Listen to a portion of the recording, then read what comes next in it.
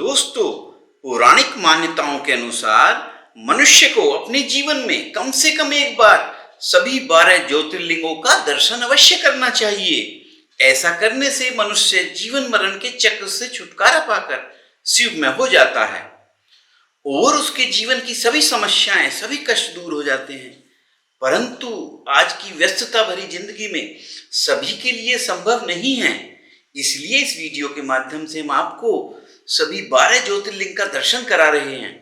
अतः शांत चित्त होकर भगवान भोलेनाथ का स्मरण करते हुए पूरे भक्ति भाव से वीडियो को अंत तक देखिए। भगवान भोलेनाथ के आशीर्वाद से आपके जीवन की सभी समस्याएं, सभी कष्ट दूर होंगे। आपके जीवन में आए तमाम संकट, तमाम परेशानियां पलक झपकते ही समाप्त हो जाएंगे। वीडियो शुरू करने से पहले आपसे विनम्र अनुरोध है कि यदि आपने हमारे चैनल को सब्सक्राइब नहीं किया है तो प्लीज इसे सब्सक्राइब भी कर लें। दोस्तों, ज्योतिर्लिंगों से जुड़ी एक पौराणिक कथा में कहा गया है कि नर और नारायण नाम के दो ऋषि, जिनको भगवान विष्णु का अवतार माना जाता है, उन्होंने एक बार अपनी तपस्या से भगवान शिव को प्रसन्न कर लिया। जब भगवान शिव प्रकट हुए तो उन्होंने नर और नारायण की प्रार्थना को स्वीकार करते हुए उन्हें ज्योतिर्लिंग के रूप में पृथ्वी पर वास करने का वचन दिया। पौराणिक मान्यताओं के अनुसार पृथ्वी पर इन 12 स्थानों पर जो शिवलिंग मौजूद हैं, उनके ऊपर ज्योति के रूप में स्वयं भगवान शिव विराजमान हैं। यही कारण है कि इन्हें ज्योतिर्लिंग कहते हैं। इन सभी 12 स्थानों पर भोलेनाथ ने खुद दर्शन दिए थे, तब जाकर वहां ज्योतिर्लिंग उत्पन्न हुए। ज्योतिर्लिंग का अर्थ है भगवान शिव का ज्योति के रूप में प्रकट होना। दोस्तों, आपकी जानकारी के लिए यह भी बता दें कि ज्योतिर्लिंग मानव द्वारा निर्मित नहीं होते हैं, बल्कि ये स्वयंभू होते हैं। शिव पुराण में भी यह कहा गया है कि इन 12 ज्योतिर्लिंग की वजह से ही पृथ्वी का आधार बना हुआ है और इसी कारण पृथ्वी अपनी धुरी पर घूम रही है। साथ ही साथ इस वजह से पृथ्वी पर जीवन यापन भी बना हुआ है। चलो दोस्तों, सभी 12 ज्योतिर्लिंग का दर्शन करते हैं। पहला ज्योतिर्लिंग है सोमेश्वर यानी सोमनाथ ज्योतिर्लिंग। सोमनाथ ज्योतिर्लिंग प्रथम ज्योतिर्लिंग है जो गुजरात के सौराष्ट्र में स्थित है। इसे प्रभास तीर्थ भी कहते हैं। इस ज्योतिर्लिंग का संबंध स्वयं चंद्रदेव से है, इसी कारण इसका नाम सोमनाथ है। एक पौराणिक कथा के अनुसार दक्ष प्रजापति की 27 पुत्रियों का विवाह चंद्रदेव के साथ हुआ था। इन 27 रानियों में से चंद्रदेव रोहिणी नामक रानी का ही ज्यादा ख्याल रखते थे और अपनी बाकी पत्नियों पर ध्यान ही नहीं देते थे। दक्ष प्रजापति ने चंद्रदेव को समझाया कि वह उनकी समस्त पुत्रियों को बराबर का दर्जा दें, परंतु चंद्रदेव ने अपने ससुर की बातों पर कोई ध्यान नहीं दिया, जिससे क्रोधित होकर दक्ष ने चंद्रदेव को श्राप दिया कि चंद्रदेव की रोशनी का तेज कम होता जाएगा। दक्ष के श्राप के परिणाम स्वरूप चंद्रदेव का तेज कम होने लगा। दक्ष प्रजापति के श्राप से बचने के लिए चंद्रदेव ने भगवान शिव की कठोर तपस्या की। चंद्रदेव की तपस्या से प्रसन्न होकर भगवान शिव प्रकट हुए और चंद्रदेव को दक्ष के श्राप से मुक्त किया। पौराणिक कथाओं के अनुसार माना जाता है कि जिस स्थान पर शिव प्रकट हुए उस स्थान पर चंद्रदेव ने सोने का एक मंदिर बनवाया। उसके बाद लंकापति श्री रावण ने भी इसी स्थान पर एक चांदी का मंदिर बनवाया और बाद में श्री कृष्ण ने इस मंदिर को चंदन का बनवाया। समय समय पर युद्धों की वजह से सोमनाथ मंदिर 17 बार टूटा और इसका पुनर्निर्माण हुआ। वर्तमान में जो सोमनाथ मंदिर आप देखते हैं, इसका निर्माण लौह पुरुष श्री वल्लभ भाई पटेल ने कराया था। दूसरा ज्योतिर्लिंग है श्री शैलम मल्लिकार्जुन ज्योतिर्लिंग। मल्लिकार्जुन ज्योतिर्लिंग द्वितीय ज्योतिर्लिंग है जो आंध्र प्रदेश के श्री शैल नामक पर्वत पर स्थित है। कृष्णा नदी भी मंदिर के पास से ही होकर बहती है। एक पौराणिक कथा के अनुसार जब भगवान गणेश और भगवान कार्तिकेय के विवाह की बातचीत चल रही थी, तब यह प्रश्न उठा कि किसकी शादी पहले होगी।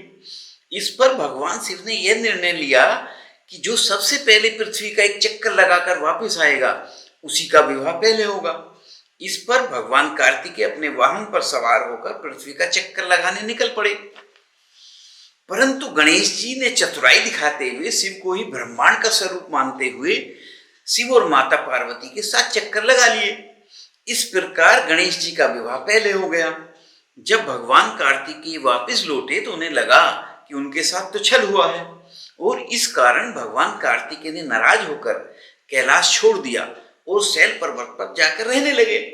माता पार्वती ने कार्तिकेय को काफी समझाया, परंतु माता पार्वती के समझाने पर भी कार्तिकेय नहीं माने।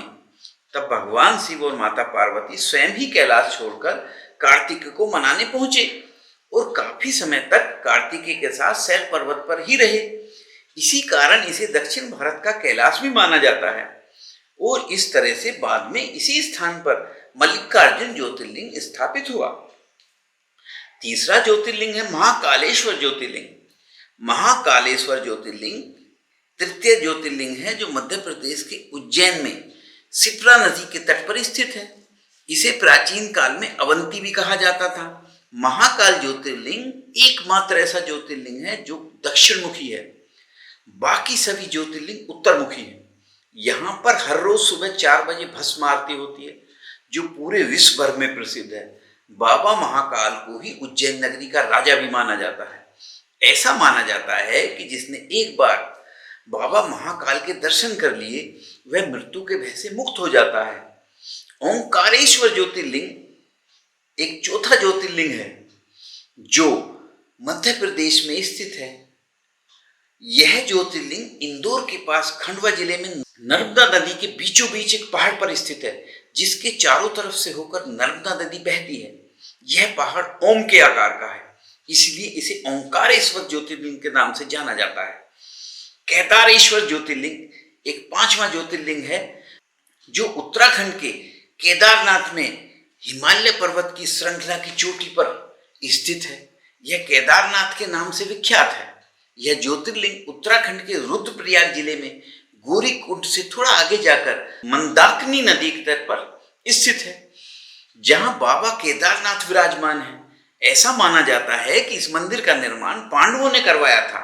एक प्रचलित कथा के अनुसार महाभारत युद्ध के पश्चात पांडवों ने अपने भाइयों की हत्या के पाप से मुक्त होने के लिए शिव के दर्शन करने की इच्छा प्रकट की, परंतु भगवान शिव उनसे रुष्ट थे और उन्हें दर्शन ही नहीं देना चाहते थे। इसलिए भगवान शिव बैल का रूप धारण करके केदारनाथ में रहने लगे, लेकिन पांडव भी उनका पीछा करते करते वहां पहुंच गए। पांडवों को देखकर भगवान शिव जब धरती में समाने लगे तो भीम ने भगवान शिव बने बैल की पीठ पकड़ ली। तभी यहाँ पर भगवान शिव बैल की पीठ के रूप में ज्योतिर्लिंग के रूप में विराजमान हो गए। आखिर भगवान शिव ने पांडवों की असीम भक्ति से प्रसन्न होकर उन्हें दर्शन दिए और उन्हें पाप से मुक्त किया। पांडवों ने यहाँ पर केदारनाथ मंदिर का भी निर्माण कराया। केदारनाथ मंदिर काफी पुराना है। ऐसा माना जाता है कि लगभग 400 वर्षों तक यह मंदिर बर्फ में ही दबा रहा। छठा ज्योतिर्लिंग है भीमाशंकर ज्योतिर्लिंग। भीमाशंकर ज्योतिर्लिंग महाराष्ट्र के पुणे के पास सह्याद्री पर्वत पर स्थित है। यहीं से होकर भीमा नदी निकलती है। एक पौराणिक कथा के अनुसार पुरासुर नामक राक्षस इस क्षेत्र में काफी उत्पात मचाता था। यहाँ के स्थानीय निवासी ने भगवान शिव से प्रार्थना की कि उन्हें त्रिपुरासुर के आतंक से बचाए। स्थानीय निवासियों की प्रार्थना सुनकर भगवान शिव यहाँ पर प्रकट हुए और त्रिपुरासुर को युद्ध में परास्त कर यहाँ के क्षेत्रवासियों को त्रिपुरासुर के आतंक से मुक्ति दिलाई। इस युद्ध के बाद भगवान शिव काफी थक गए थे और उन्होंने इसी पहाड़ी पर विश्राम किया।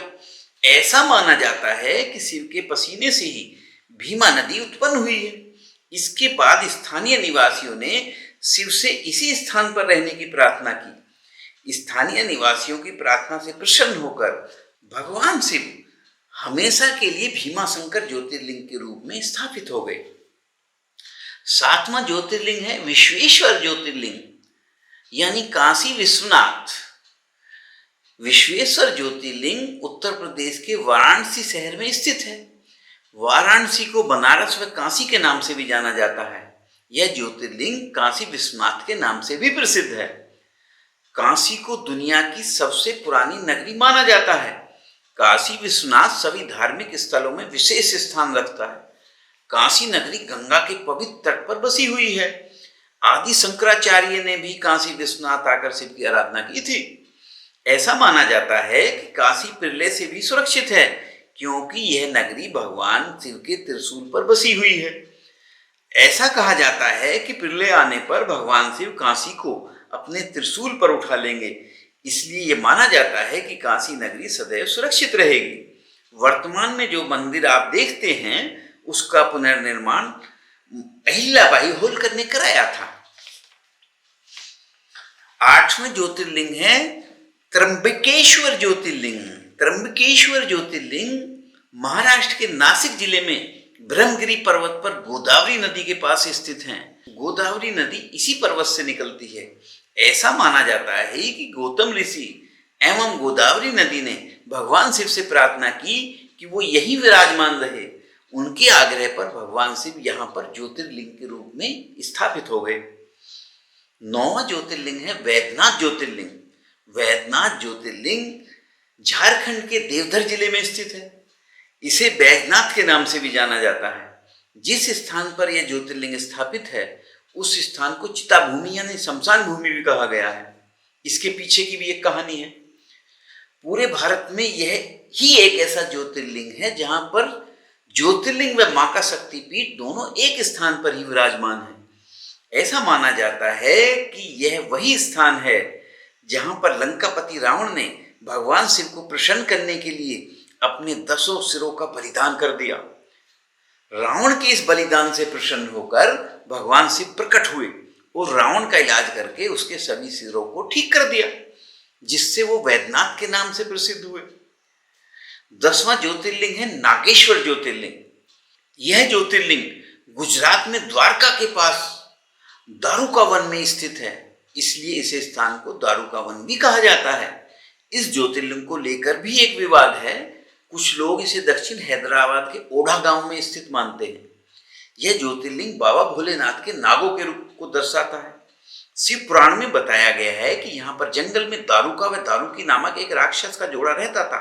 दारूक की मां पार्वती की परम भक्त थी और उसे माता पार्वती का वरदान भी प्राप्त था, परंतु उसका पति दारूका एक उत्पाती राक्षस था जिसने क्षेत्र में उत्पात मचा रखा था।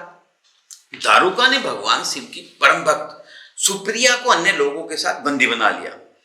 तब भगवान शिव अपनी परम भक्त की रक्षा के लिए ज्योतिर्लिंग के रूप में प्रकट हुए और अपने भक्तों की रक्षा की।